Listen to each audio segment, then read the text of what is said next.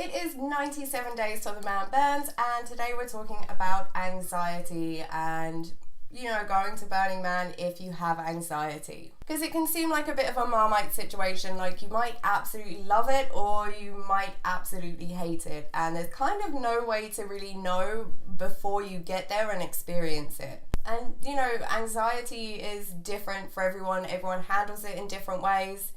People are getting different levels of help. Some people are getting no help. So it's kind of different for everyone. There's no one-size-fits-all solution. So if you suffer from anxiety, it's important to kind of think about whether or not Burning Man's going to be a good fit for you. If you struggle with crowds, very hectic environments, a lot of noise, a lot of hustle bustle, things like that, then it could be quite hard for you.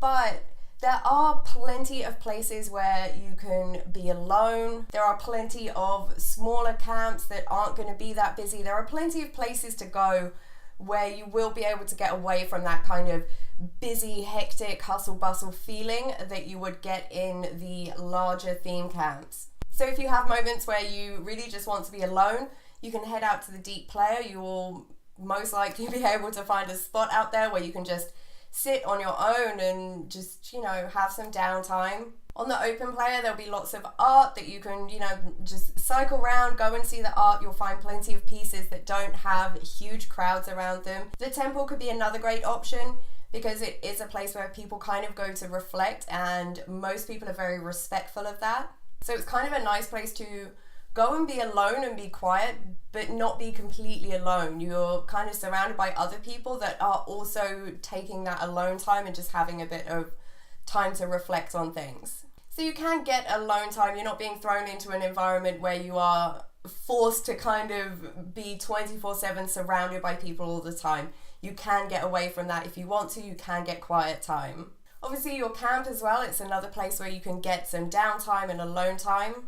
So you'll probably want to put a little bit more time and effort into your camp to make sure that it's really nice and comfortable and it's somewhere that you're going to want to hang out, or at least be comfortable hanging out, because you're not going to want to be like hiding in your tent in the middle of the day when it's really hot. It's just going to be so uncomfortable and nasty. And there's kind of an unwritten rule that if you have your camp facing out towards the street, it's not considered a public camp, but it's considered more like, if people are going by, they might say hey to you, people might like stop and chat to you.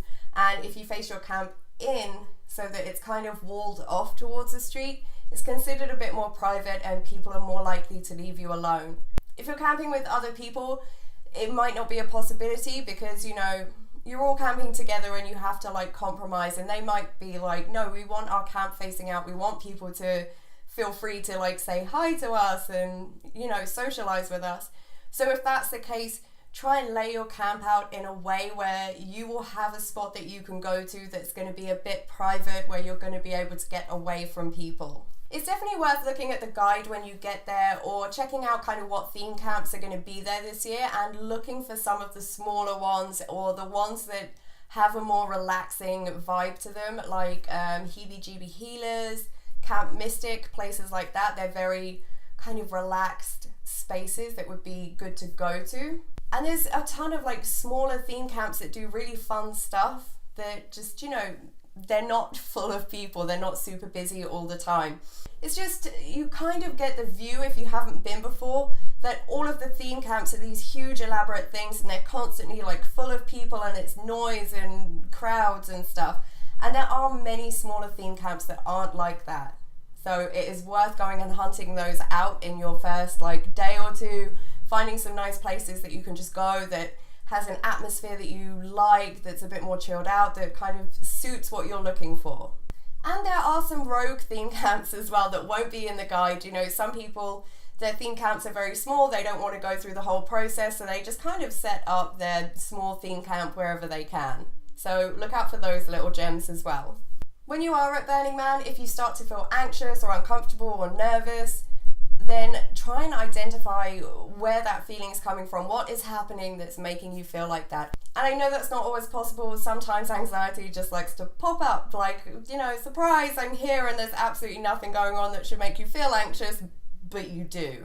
But if you can identify it, if you can be like, okay, I'm feeling anxious because there's so many people here. or I'm feeling anxious because people keep trying to talk to me, or I feel like everyone's staring at me, then, you know, you're kind of able to take yourself out of that. If too many people are talking to you and it's making you feel bad, move to another spot where you're out of that flow of people talking to you. You know, go to the corner or sit on the side, or go and find another place to be that's not gonna have that issue for you. It can be really helpful to identify what kind of triggers those anxious feelings while you're at Burning Man, because then you know, like, okay, that situation was bad, so I'm going to avoid that situation. And it doesn't mean you have to completely avoid it. You know, maybe you were just feeling a bit bad that day and that's why that situation made you feel anxious. You know, maybe you do want to speak to strangers and you do want to talk to them, but at that moment in time, you just weren't in the right place for it. So don't completely write things off and be like, okay, I have to avoid talking to strangers because it makes me too anxious. You know, maybe the next day, maybe a few hours later, it's going to be fine. You're going to have a great time talking to strangers. It's just worth figuring out kind of what these triggers are and ways that you can take yourself out of the situation if you need to. So like I said, sometimes there's going to be no identifiable reason why you're feeling anxious, but you do. And in those situations, just nope out of them. Just be like, I have to go. It's time for me to leave. Or, you know, don't announce it. Just quietly leave. It kind of depends on what's going on at the time, you know, whether you should politely say like, okay, I'm going to go now. But it doesn't really matter what the situation is. Even if for some reason all eyes are on you, like, you know, there's a magician show and he's picked you out of the audience to do a trick on you, and halfway through you start feeling really anxious, just nope out of it. Just be like, I really have to go. And if you don't want to say like, I have anxiety and it's too much for me, you don't have to say that. You don't have to give anyone an explanation if you don't want to. You can just say, I'm not feeling great, I really need to leave. And you know, no one's going to be mad at you for doing that. Like, if you feel bad, no one's going to be mad at you for leaving or for wanting to go back to your own camp or to go somewhere else. So, you know, feel free to just nope right out of there. Let your campmates know that you have anxiety as well if they don't already know. Because if they know, it's going to make you feel freer to do the things that you need to do to manage your situation without having to worry and feel anxious over what your campmates must think. If they're all going and doing something and they want you to come along and you're just having a day where you're like, I need to stay at camp, or I need to just go out to the deep player and take some time, you're not going to have to stress about that. You're not going to have to worry like, oh, I hope my campmates don't think that I don't want to hang out with them, or, you know, I'm a party pooper or something, because they understand you have anxiety. Anxiety is very well understood. It's, you know, become more prevalent in recent years, and many people understand about anxiety and the challenges of it.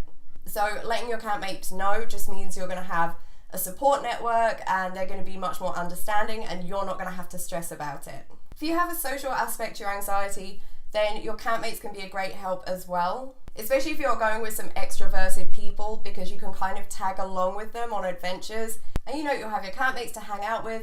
They will be probably speaking to people and meeting people, and you'll just be a byproduct of it. You will, you know, be involved in those conversations if you want to be. And then you're not going to have to do the awkward kind of conversation starters or approaching people, things that, you know, if you have a social aspect to your anxiety, are usually a little bit tricky. If you have been struggling, if you're with like a big group, then it can be nice to go out with just like one or two, especially if your group is quite a hectic group that, you know, if they're like drinking and running around all over the place and just life of the party, then sometimes that can be a bit intense as well, especially, you know, if there's a group. So it can be nice to go out with, you know, just one or two of them, so it's a little bit, you know, less hectic, a bit calmer. So, you know, it can be a nice way to get out and about if you are struggling with that. It's also a good idea to talk with your campmates, and, you know, not necessarily in a kind of like therapist sort of way, but if you have something from the day that is bothering you, like maybe you had a really bad interaction with someone, then it could be worth talking to them to just get a different perspective on it, because when you have anxiety, things can seem like a big deal. You know, you have a bad interaction with one person and that's it. Your whole day is like just replaying that and thinking about that. And sometimes, you know, when you tell someone else about it, they give you that fresh perspective of, you know, like, well, that person was just being a jerk, or, you know, it's really no big deal, that person's probably completely forgotten about that already. Or they'll just be, you know, supportive in some way that will make you feel a bit better and hopefully stop the movie playing in your head. But don't expect your campmates to become your babysitter or your therapist.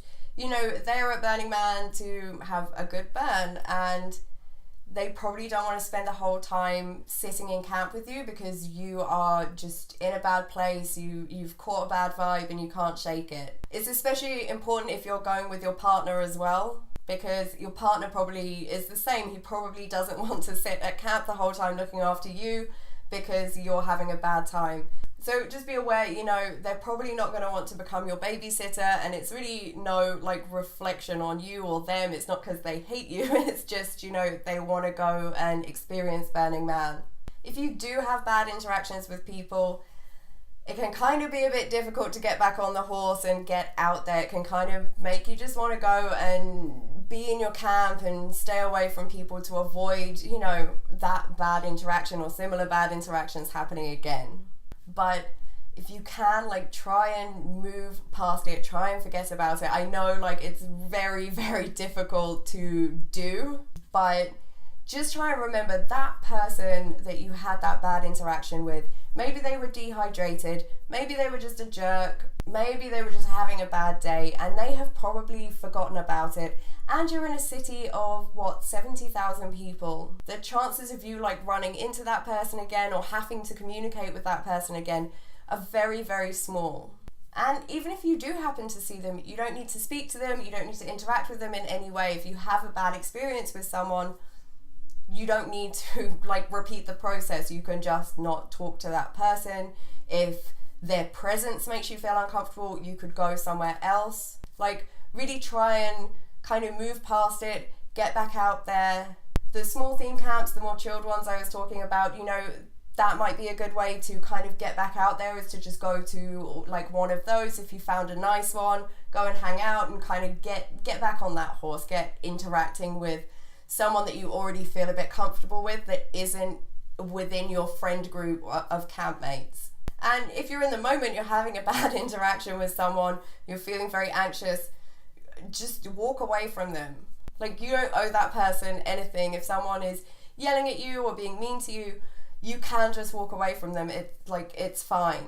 You don't have to stay in a situation that makes you feel uncomfortable. There's lots of quiet workshops that you can go to as well. Those can be really, really fun, like yoga, going to talks, meditating, all of that kind of stuff where the amount of social interaction is going to be quite low, because you are all focused on doing, you know, a specific thing. So if you're finding the kind of social aspect of things quite difficult, then that could be a great way to still be able to do things, to still be able to participate, but to participate in a way that feels more comfortable. Alcohol can be a bit of a tricky situation. You know, just be aware of how kind of you feel when you drink, because often when you have anxiety, when you drink, you have a great time because it kind of loosens you up and you're ready to have fun and to party. And then the next day, you kind of feel this overwhelming sense of shame about every single interaction that you had. I call drinking stealing tomorrow's joy, because sometimes that's what it can feel like. You know, you have a great time, you have so much fun, but then the next day you just can't stop thinking about all the potentially stupid things that you did and said. And so again, it's something that's kind of personal to everyone. You guys know how you react when you drink, you guys know how you feel the next day. So, you know, do what works for you, do what's right for you. If you're like, no, it's fine, I'm fine drinking, I'll deal with tomorrow's shame, or I just don't have that issue, then, you know, do what you want. If you feel like you're going to have a panic attack, it's quite a difficult one at Burning Man, especially if you are, you know, far away from your camp or far away from a place where you feel safe. So again, it really depends on you. You know, maybe you're gonna need to just take yourself out of the situation and kind of go and find a quiet spot to like calm down in. It obviously depends how severe your panic attacks are. And, sometimes you may need to just tap a stranger on the shoulder and be like, I'm about to have a panic attack. Can you please help me?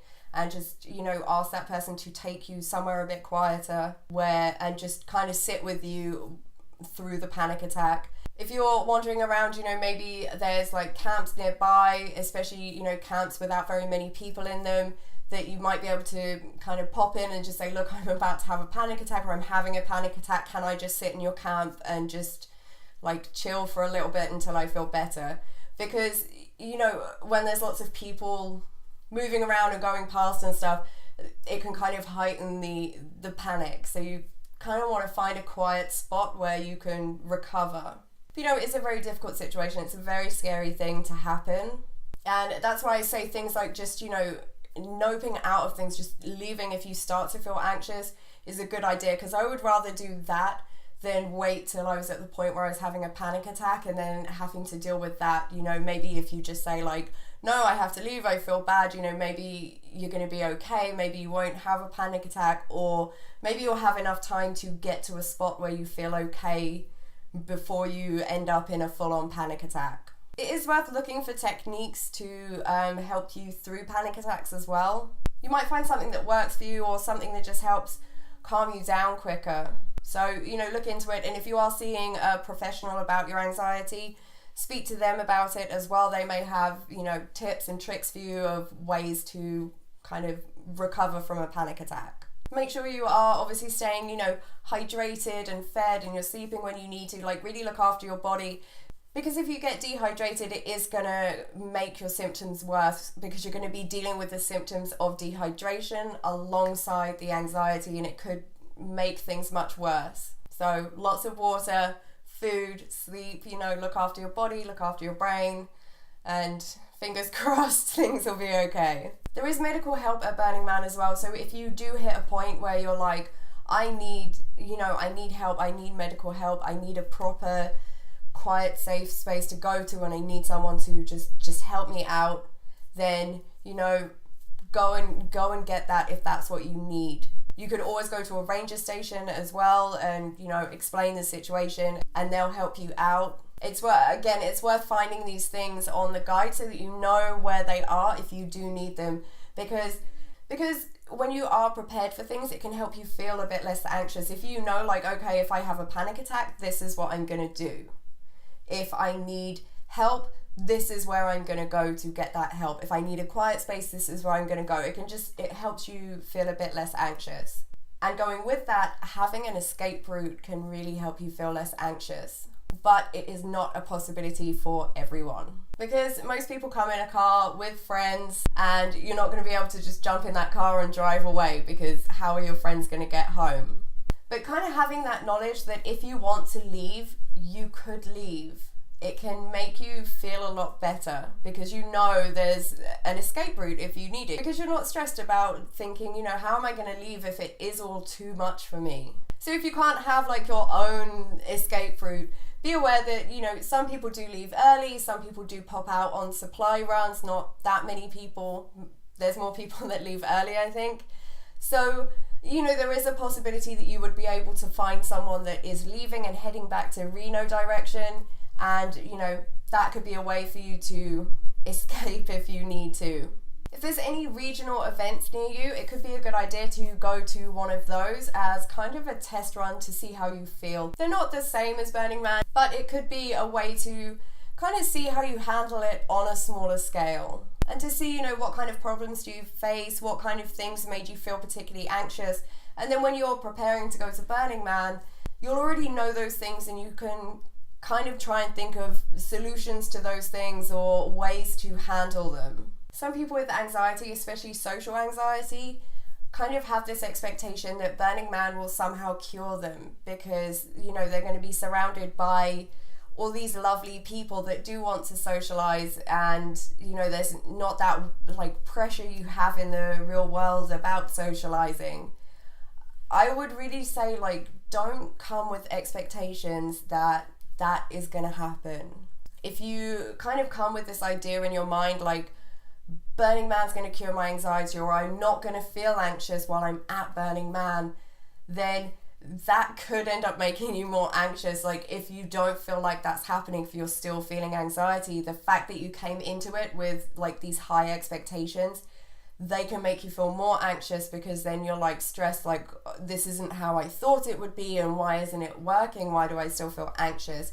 So really, I know it's hard when you have expectations, but really try to come into it with no expectations of anything really.